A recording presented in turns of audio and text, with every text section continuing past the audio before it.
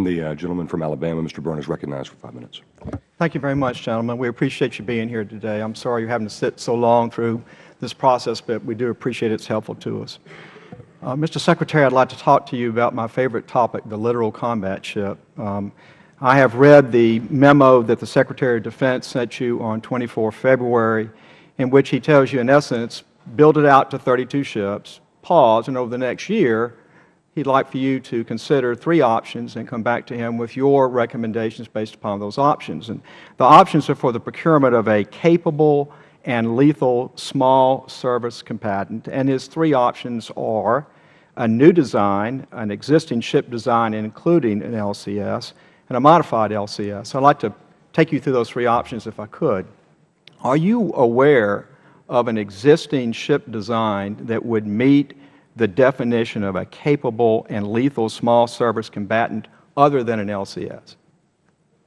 The rest of that requirement is that I have to look at cost, because we've got to get enough of these ships, and I have to look at when they could be delivered to the fleet. So if you add those 2 requirements to it, I do not know of another design, but that's part of this look, Congressman, is to see if there is another design out there that could meet those requirements.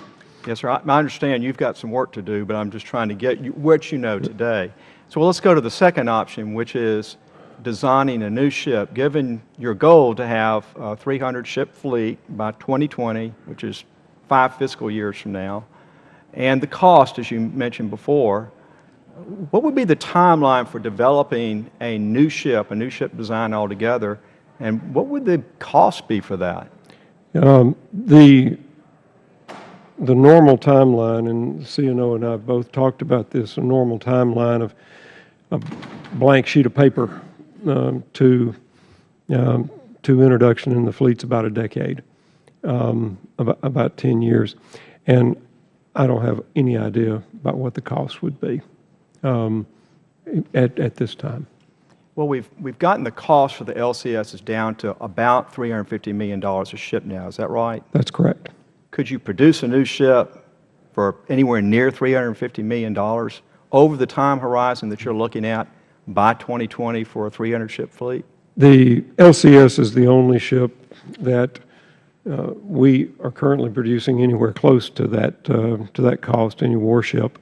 And again, that's the purpose of this look, is to see.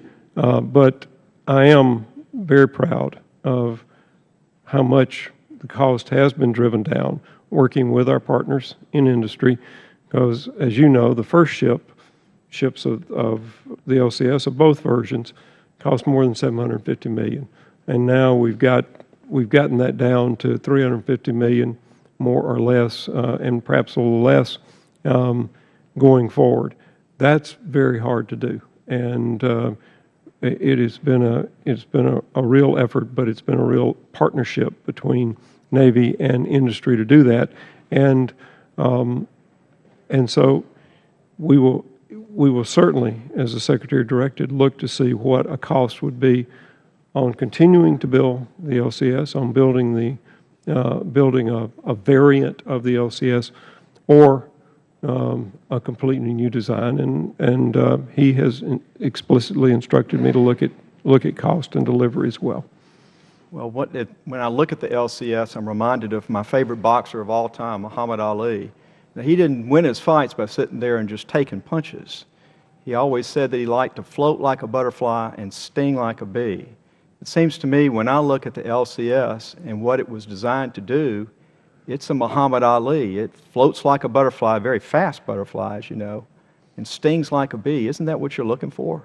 Well, as you know, both the CNO and I are proponents of the LCS. We believe that we need this ship in the fleet, and appreciate very much the fact that we are going to continue to build these through the FIDP to get to 32. And as you said, the only pause here is a pause in contract negotiations on ships past 32. So that's several years from now.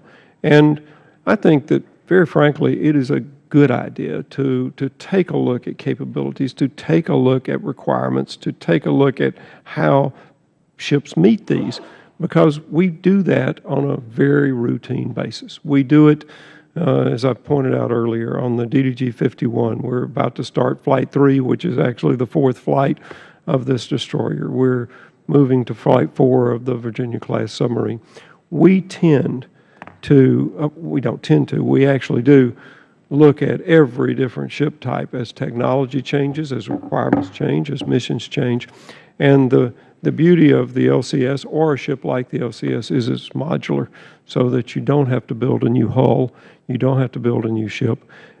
As technology improves, as technology changes, as requirements change, you simply change out the modules. Thank you, Mr. Secretary. Thank you, Mr. Chairman. Thank the gentleman.